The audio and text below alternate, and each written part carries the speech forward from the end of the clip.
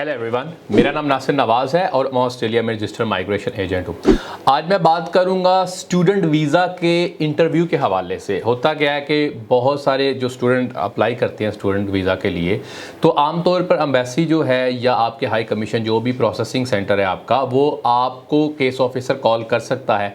Majority of the cases के अंदर ऐसा होता है कि केस ऑफिसर आपको कॉल करता है। केस ऑफिसर अगर आपको कॉल करता है तो आपको क्या क्या एक्सपेक्टेड सवाल आ सकते हैं, आपके एक्सपेक्टेड जो आंसर्स हैं वो क्या होने चाहिए, मैं इस हवाले से बात करूंगा। अगर आपको इस हवाले से ये सारी चीज़ें चाहिए तो आप इस वीडियो में जो है वो उसको देख सकते हैं और हमें सपोर्ट करने के लिए आप हमें सब्सक्राइब करें ताकि और बहुत सारे लोगों की मदद हो जाए और आप हमें सपोर्ट करें। अच्छा, सबसे पहला सवाल जो केस ऑफिसर पूछ सकता है, अच्छा आपकी जीटी के हवाले से चीज़ें होती हैं जिसको आप एसओपी कहते हैं। जीटी होता है जेन्युइन टेम्पररी एंट्रेंट। तो एसओपी के हवाले से केस ऑफिसर आपको सवाल पूछता है। मिसाल के तौर पे आपको भी ये सवाल पूछेगा कि आपका पर्पस ऑफ ट्रिप क्या है, आप ऑस्ट्रेलिया क्यों जाना चाहते हैं। तो ये जाहिर सी बात है, आप ऑस्ट्रेलिया जाना चाहते हैं पढ़ने के लिए, इसके अलावा आप कोई उस तरह का जवाब नहीं दे सकते, क्योंकि आपको ये बात याद रखनी है कि जो वीज़ा अप्लाई कर रहे हैं आपने अकॉर्डिंगली जवाब देने हैं। ऐसा नहीं है कि मैं ऑस्ट्रेलिया जा रहा हूँ, परमानेंटली रहूँगा, so on and so fourth. ये सवाल के इस तरह के जवाब देने से आपका वीज़ा रिफ्यूज़ भी हो सकता है। तो वो अपनी रेपो बिल्डिंग करने के लिए ये इंट्रोडक्टरी जो कॉल्स शुरू होती है, इंट्रोडक्शन शुरू होता है, वो ऐसे ही स्टार्ट होता है आपके नाम के साथ, वेरिफिकेशन के साथ और हल्के फुल्के सवालों से आगाज़ करते हैं और इसी तरह आपको असेस करते हैं।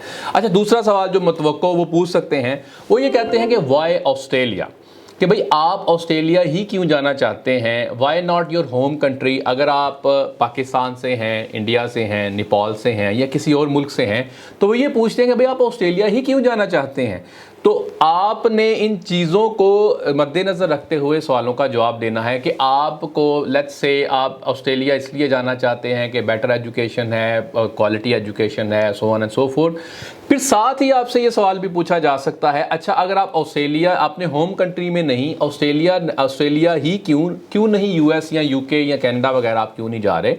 तो आपको उस सवालों के जवाब भी देने के लिए तैयार रहना चाहिए। लेट्स से यूएस के अंदर जो एजुकेशन है वो ज़्यादा महंगी है, या आप कह सकते हैं कनाडा के अंदर मौसम शदीद है, या आप कह सकते हैं यूके के अंदर आप इसलिए नहीं जाना चाहते कि ऑस्ट्रेलिया आपको बेहतर लगता है, ज़्यादा अपॉर्चुनिटीज़ हैं, ज़्यादा पढ़ने के मौके हैं। तो इस तरह के सवालों के ये आप जवाब दे सकते हैं। और उसके अलावा आपसे पूछ सकते हैं कि आप क्या प्लान कर रहे हैं कि आप अपनी स्टडी ख़त्म करने के बाद ऑस्ट्रेलिया में रहें।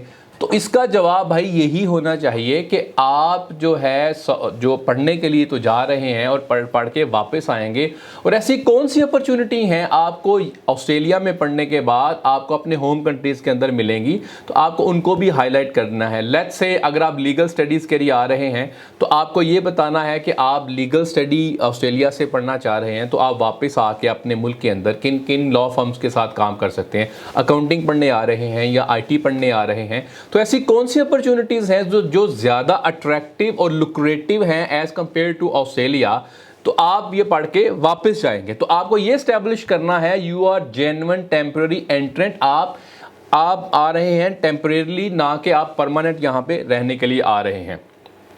तो उसके अलावा आपसे केस ऑफिसर ये पूछ सकता है कि आप इस कोर्स के बाद कोई और कोर्स भी पढ़ने का इरादा रखते हैं। तो इसका जो नेचुरल जवाब ये बनता है कि भाई मैं अभी चूँकि यही कोर्स पढ़ने के लिए जा रहा हूँ और इसी कोर्स में मेरा फोकस है, अभी मैंने इस बारे में सोचा नहीं है या इस बारे में मेरा कोई प्लान नहीं है। आप ये नहीं कह सकते हाँ मैं ये पढ़ने जा रहा हूँ, मेरा पाथवे ये होगा। तो आपको एक चीज़ का बड़ा ख्याल रखना है कि आप सवाल को जितना प्रिसाइज और शॉर्ट जवाब देंगे उतना ही उसके अंदर से जवाब, आपके जवाब के अंदर से सवाल कम निकलेंगे। आपको जितना सवाल पूछा जाए आपने उतना ही जवाब देना है, ना कि उसमें सब्जेक्टिव कमेंट्री को आपने शामिल करना है। तो कोशिश करें उसको जितना शॉर्ट हो सके उतना ही शॉर्ट रखें। उसके अलावा आपसे पूछते हैं कि ओके आप अपनी यूनिवर्सिटी के बारे में मुझे कुछ बताएं। या मुझे आपके कोर्स के बारे में कुछ बताएं, तो आपको अपनी कोर्स की आउटलाइन पता होनी चाहिए। मिसाल के तौर पे अगर आप इंजीनियरिंग पढ़ने आ रहे हैं तो इंजीनियरिंग के अंदर आपके कौन कौन से सब्जेक्ट्स हैं।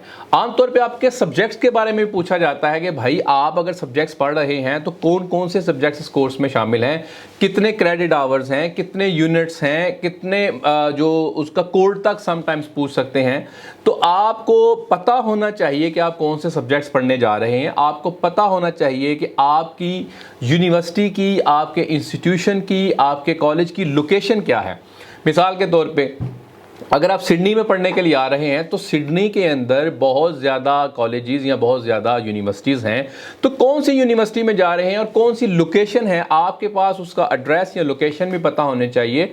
तो इसके लिए केस ऑफिसर ये इसलिए पूछता है कि उसको आइडिया हो सके क्या जहाँ पे भी जा रहे हैं आपने जेन्युइनली ही उसके बारे में रिसर्च की है, ना कि आपको किसी ने सजेस्ट किया और आपने उसको पिक कर लिया।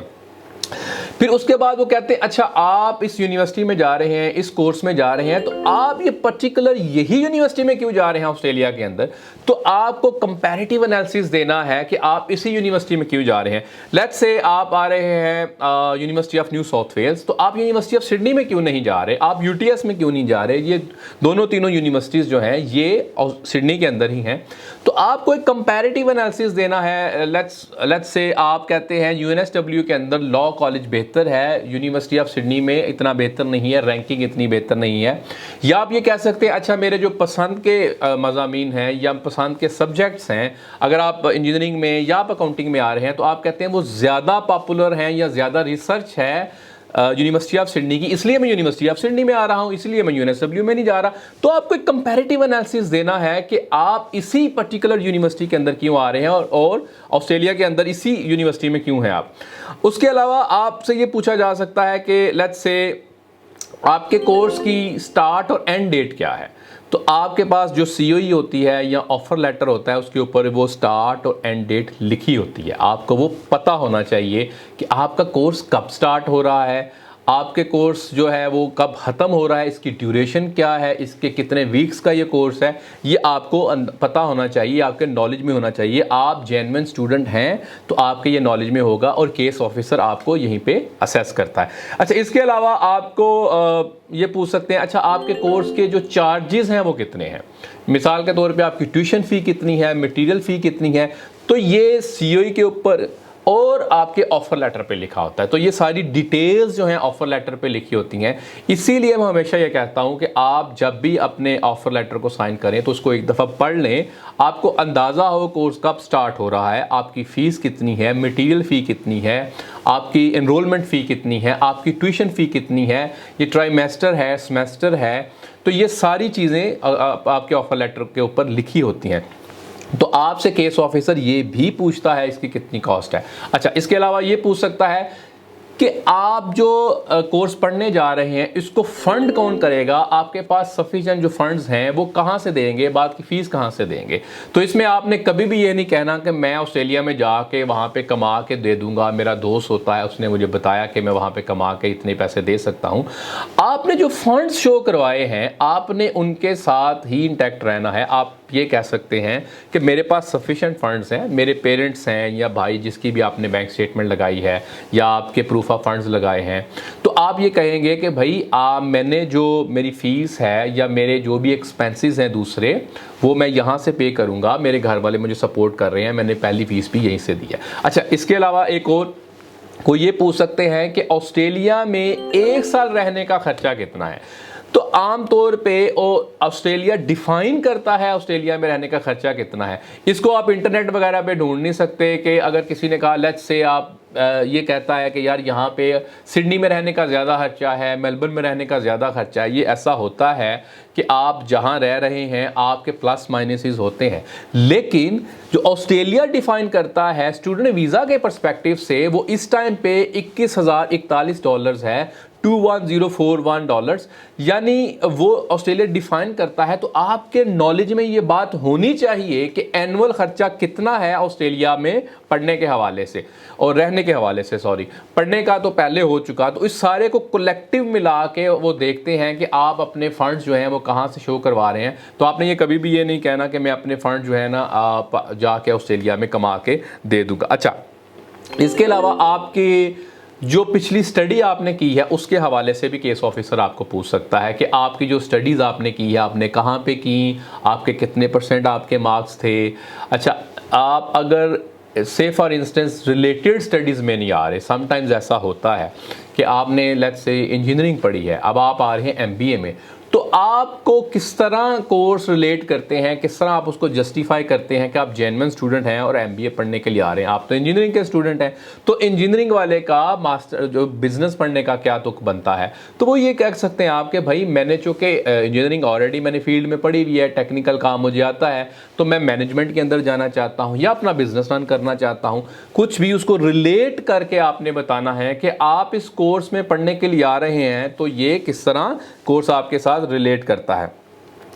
इसके अलावा आपसे आपके घर वालों के बारे में पूछ सकते हैं, आपके सिबलिंग्स कितने हैं। आपको शुरू में वो ये पूछते हैं कि आपके कितने बहन भाई हैं, तो आपने उतना ही जवाब देना है कि भाई मेरे 3 भाई हैं, 2 बहनें हैं, 1 भाई है। जो भी आपके बहन भाई हैं तो आपने उस बारे में बताना है, उनको ज़्यादा डिटेल्स में जाने की ज़रूरत नहीं है। ये शॉर्ट सवाल होते हैं, उनको कोशिश करें ऑब्जेक्टिव सवालों का जवाब ऑब्जेक्टिव दें, सब्जेक्टिव ना करें। इससे क्या होगा, उसमें से और ज़्यादा सवालात निकलेंगे। तो ये कुछ सवालात हैं स्टूडेंट वीज़ा के इंटरव्यू के हवाले से। इसमें और सवाल भी केस ऑफिसर पूछ सकता है, तो वो उसकी मर्ज़ी होती है, लेकिन आम तौर पे आपके जो सवालात आते हैं वो आपकी SOP जो आपने लिखी है उसके हवाले से वो सारे सवाल होते हैं, आपके ऑफ़र लेटर के हवाले से है, आपके ऑस्ट्रेलिया में इस किसी भी शहर में आने के हवाले से है, वो आपको उसकी ज्योग्राफी के हवाले से, लोकेशन के हवाले से पूछ सकता है। तो आपने मेंटली प्रिपेयर रहना है, नो सरप्राइजेस, कि आपने शॉक नहीं हो जाना कि भाई ये कॉल कहाँ से आ गई, और बिल्कुल नॉर्मल रह के आप इंटरव्यू दें। ऐसा बिल्कुल नहीं कि आगे कोई जिन नहीं बैठा हुआ, आगे भी इंसान बैठे हुए हैं, केस ऑफिसर है, ही और she is just trying to verify your information जो आपने उनको सबमिट की है। कॉन्फिडेंटली इंटरव्यू दें, इससे कुछ भी नहीं होने वाला। If you are ready to do that, आप बताएं। और अगर लेट्स से कोई कॉल करता है आपको एम्बेसी से और कहते हैं हम आपका इंटरव्यू कंडक्ट करना है, they always ask are you ready for it. अगर आप रेडी नहीं हैं, if you are feeling sick या कुछ भी है, तो आप उनको कह सकते हैं कि आप मुझे बाद में कॉल कर लें, तो वो रीस्केड्यूल करते हैं, बता के तो नहीं करते, रैंडम कॉल करते हैं, लेकिन वो ऐसा कर सकते हैं अगर दिस इज़ अनअवॉइडेबल। क्योंकि अगर आप रेडी नहीं हैं तो आप बुरा परफॉर्म करेंगे, बुरा परफॉर्म करने से बेहतर है आप इसको रीस्केड्यूल करा लें। आप हमें सपोर्ट करने के लिए इस चैनल को सब्सक्राइब करें। अगर आपको ये वीडियो पसंद आई है तो आप इसको ज़्यादा से ज़्यादा शेयर करें।